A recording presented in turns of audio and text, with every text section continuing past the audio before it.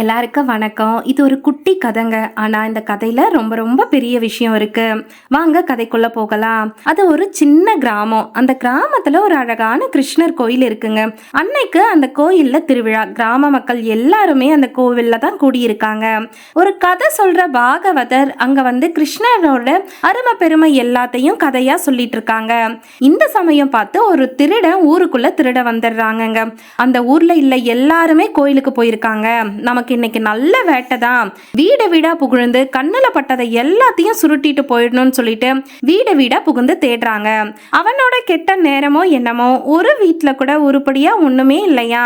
என்னடா இது, இந்த ஊர்ல எல்லா பையலும் பிச்சைக்காரனா இருப்பாங்க போல இருக்கே அப்படின்னு யோசிச்சுக்கிட்டே கோயில் பக்கம் வராங்க. அங்க யாராவது ஒரு ஏமாளி பையன் கூடமா சிக்காம போயிருவாங்க அப்படிங்கிறது தான் அவங்களோட எண்ணம். பாகவதர் சுவாரஸ்யமா கிருஷ்ணர் கதைய சொல்லிட்டு இருக்காங்க. குழலோதும் கிருஷ்ணன் இருக்கானே கொள்ள அழகு. அவன் கழுத்துல தங்க மாலை போட்டிருப்பான், இடுப்புல பட்டையா ஒட்டியான மாதிரி வைரம் பதிச்ச பெல்ட் போட்டிருப்பான், காதுல வைரத்துல கடுக்கன் இருக்கும், கையில தங்க காப்பு இருக்கும், கால்ல முத்து பதிச்ச தண்டை. அடட, அவரோட அழக சொல்லிக்கிட்டே போகலாம் அப்படின்னு சொல்லிக்கிட்டே வராரு. இப்படி கண்ணனோட அழக பாகவதர் வர்ணிக்கிறாரு. இத கேட்ட திருடன் அவனுக்கு கண்ணன் யாருன்னெல்லாம் தெரியாதுங்க. அவனுக்கு தெரிஞ்சதெல்லாமே திருட்டு வேலைதான். அடடா, இந்த பாகவதர் யாரோ ஒரு பணக்கார வீட்டு பையனை பத்தி தான் பேசிட்டு இருக்காரு. அவன் யார் வீட்டு பையன்னு கேட்ட நம்ம கைவரிசைய காட்டிட வேண்டியதுதான் அப்படின்னு சொல்லிட்டு கதை முடிகிற வரைக்கும் காத்திருக்கிறாங்க. கதை முடிஞ்சு போச்சுங்க. ஊர் மக்கள் எல்லாமே அவங்க வீட்டுக்கு போக இந்த திருடன் மெல்ல பாகவதர் பக்கம் வராங்க. ரொம்ப நேரமா ஒரு பையனை பத்தி சொன்னீங்கல்ல, அவன் யாரு எங்க இருப்பான்னு உடனே சொல்லிடுங்க, இல்லனா இந்த கத்தியாலே குத்தி கொன்னுருவேன் அப்படின்னு சொல்லிட்டு மிரட்டுறாங்க. பாகவதருக்கு கை காலெல்லாம் வெட வெடன்னு ஆரம்பிச்சிருச்சுங்க. கடவுளே, இது என்ன சோதனை? நான் அந்த மாய கண்ணனை பத்தி அல்லவா கதை சொன்னேன், இந்த முட்டாள் திருடன் அதை உண்மைன்னு நம்பி வந்து கேட்குறானே அப்படின்னு சொல்லி யோசிச்சுட்டு அவன்கிட்ட இந்த தப்பிக்கிறதுக்காக அதோ தெரியுதே சோலை, அந்த சோலை பக்கம் தான் அந்த கண்ணன் விளையாட வருவான், போய் பிடிச்சிக்கோன்னு சொல்லி அப்போதைக்கு தப்பிச்சிடுறாரு. திருடனை பொறுத்த வரைக்கும் பாகவதர் சொன்னது உண்மைதான நம்புறாங்கங்க. கண்ணன் வருவான் அப்படின்னு சொல்லிட்டு சோலைக்குள்ள போயிட்டு ஒளிஞ்சிருக்காரு.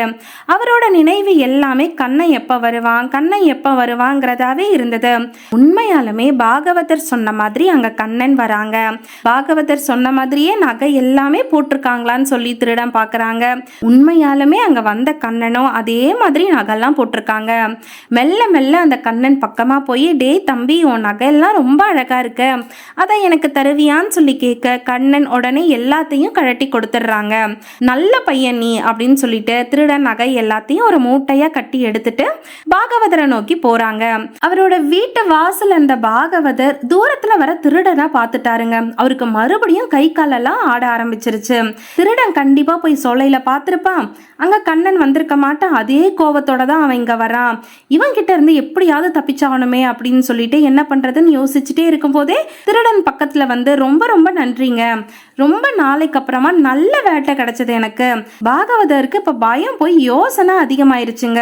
என்னப்பா சொல்ற நீ அப்படின்னு கேட்கும் பொழுது, உண்மைதான் ஐயா, நீங்க சொன்ன மாதிரியே அங்க சின்ன கண்ணை வந்தான், எவ்வளோ அழகு, எவ்வளோ சிரிப்பு, அவன் அப்படியே பார்த்துக்கிட்டே இருக்கலாம் போல இருக்கு.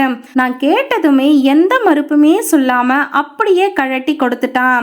தோ அந்த நகை எல்லாம் இருக்கு, உனக்கு வேணும்னா கொஞ்சம் பங்கு தரட்டுமா, ஏன்னா நீ தானே ஐடியா சொன்ன அப்படின்னு சொல்லி பாகவதரை கேட்குறாங்க. பாகவதரால நம்பவே முடியலங்க. என்னப்பா சொல்ற நீ, கண்ணனை பாத்தியா அப்படின்னு சொல்லி கேட்கும் பொழுது, ஆமா சாமி, உங்களுக்கு வேணா சந்தேகம் இருந்தா என் கூட வாங்க, எனக்கும் அந்த கண்ணனை மறுபடியும் பார்க்கணும்னு ஆசையா இருக்கு, அந்த சோலையில தான் விளையாடிட்டு இருக்கான் அப்படின்னு சொல்லிட்டு அந்த பாகவதரை அந்த சோலை கிட்ட கூட்டு போறாங்க. சோலை கிட்ட கூட்டு போயிட்டு பார்த்தா அங்க கண்ணனை காணோங்க. ஆனா திருடனோட கண்ணுக்கு கண்ணன் தெரியுறாங்க. பாகவதரோட கண்ணுக்கு எதுவுமே தெரியல, ஆனா சிரிப்பு சத்தம் மட்டும் கேக்குது. இது என்ன சோதனை, என் கண்ணுக்கு தெரியலையே, கேவலம் இந்த திருடன் கண்ணுக்கு தெரியறியா கண்ணான்னு சொல்லி பாகவதர் அழுகவே ஆரம்பிச்சிட்டாருங்க. அப்போ அந்த திருடன் கைய பிடிங்கன்னு சொல்லிட்டு ஒரு குரல் கேக்குது. உடனே பாகவதரும் திருடன் கைய போய் பிடிக்கிறாரு. நீல வண்ண கண்ணன் அவரோட கண்ணுக்கும் காட்சி கொடுக்கறாங்க. கண்ணா, இது தர்மமா? என் நினைவு தெரிஞ்ச நாள் முதல்ல உன் கதைய சொல்றேன், அதை தவிர வேற எதுவுமே எனக்கு தெரியாது. இது வரைக்கும் எனக்கு கூட தரிசனம் தராத நீ இந்த திருடன் கண்ணுக்கு தெரியுறியா? அவன் கைய பிடிச்ச பிறகுதான் நீயே எனக்கு தெரியுற. அப்படின்னு பாகவதர் ரொம்ப ரொம்ப மன நொந்து போய் கேட்குறாரு. பாகவதரே, உங்க வருத்தம் புரியுது. ஆனா இத்தனை ஆண்டு காலம் என் கதையை சொன்னாலும் நான் வருவேங்கிற எண்ணம் உங்களுக்குள்ள வந்ததே கிடையாது. நான் இருக்கணும் இல்லையோங்கிறது ஒரு சந்தேகம் உங்க உள்ளூர ஒரு ஓரத்துல இருந்துகிட்டு தான் இருக்கு. ஆனால் இந்த திருடன் அப்படி கிடையாது. நான் இருக்கேன், நான் வருவேன்னு சொல்லி நம்பி வந்தான். அதனால தான் நானும் வந்துட்டேன். கடவுள் பக்திங்கிறதே நம்பிக்கை தான்னு சொல்லிட்டு கண்ணன் மறைஞ்சு போயிடுறாங்க. இந்த வீடியோ உங்களுக்கு பிடிச்சிருந்துச்சுன்னா லைக் பண்ணுங்கள், ஷேர் பண்ணுங்கள், சப்ஸ்கிரைபும் பண்ணி வச்சுக்கோங்க.